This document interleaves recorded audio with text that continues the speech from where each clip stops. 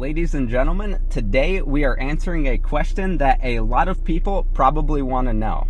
How fast is a stock NA Mazda Miata?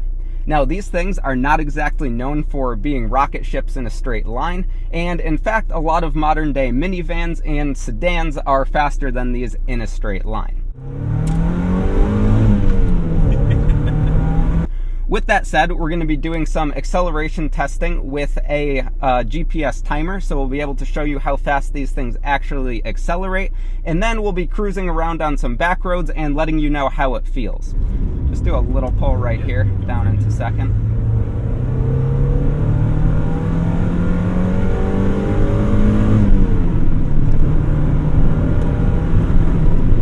Yeah, I mean, it's definitely not fast, but these cars are just so fun to drive that even though they're slow, like, you could get on it like that. The nice part about stock power cars like this is you could drive like that and not get going so fast that you're going to get arrested right away or get yourself in serious trouble on the road, which is definitely very fun with these cars.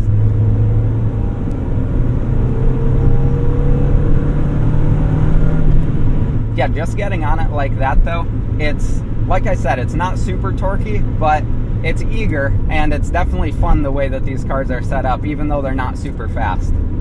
This definitely is not a car that just wants to put you back in your seat and go. I've driven GTRs, I've driven a CTSV, and those cars are definitely fast. The GTR definitely more so than the CTSV, but yeah, if you're looking for a fast straight line car, a stock Miata isn't for you. But if you're looking for a car that's just super fun, hop in, go cruise some back roads, you're not really too worried about straight line speed, this is what you want, and this is still one of the best options on the market.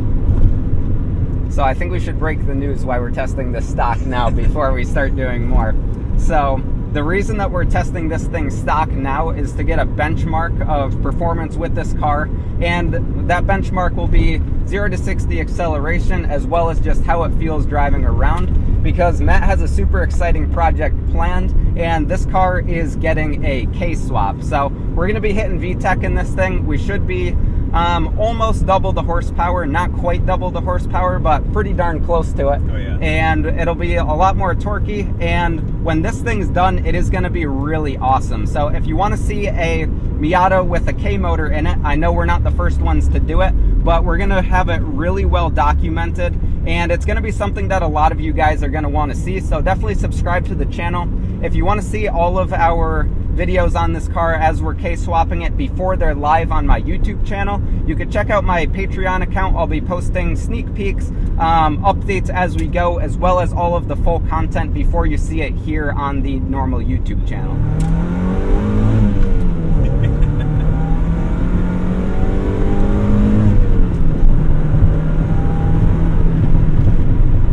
Yeah, this thing is just so fun to ring out, even though it's not fast.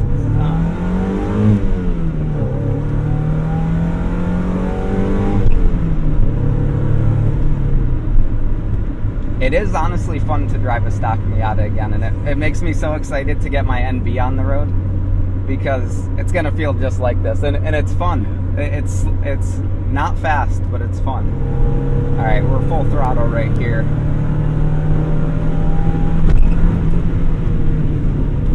This thing with more power is gonna be a beast on these roads. I'm so excited.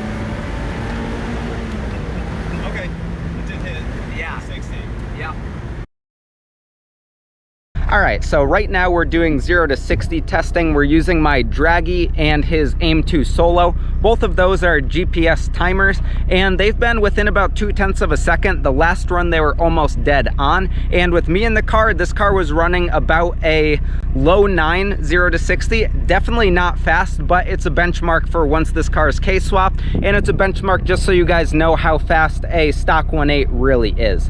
We're gonna line up with one with me out of the car and go for it again, and we'll show you how that goes.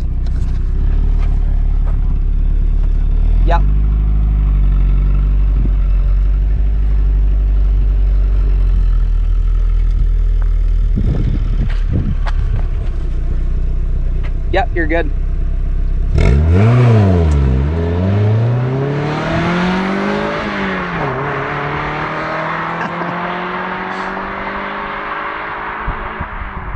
There's 60 right there. All right, so now you guys are gonna feel the raw power of one of these 1.8s from the driver's seat. Oh yeah, ready?